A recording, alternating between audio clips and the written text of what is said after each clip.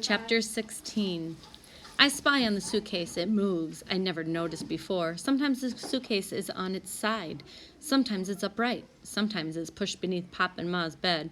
Sometimes it's on the bedspread or tilted against the wall. Pop must be opening the suitcase, not just getting ties, but maybe other things. Maybe he's looking in. At what?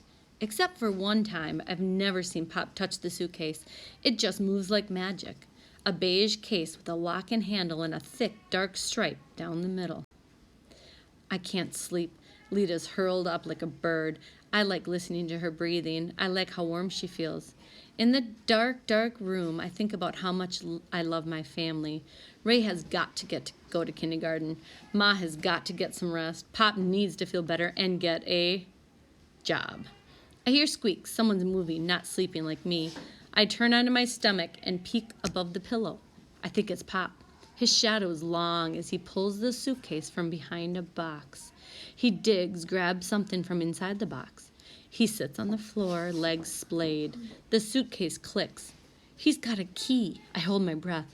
Pop's lifting items from the suitcase. He's crying, pressing his hands against his mouth. I flinch.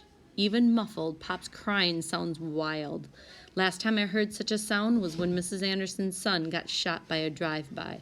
She was in the street holding Eddie's body. If Pop dropped his hands, his cries would fill up the whole room, maybe even the building, the entire block. What happened to Pop? What was he doing when the towers fell? Was he there?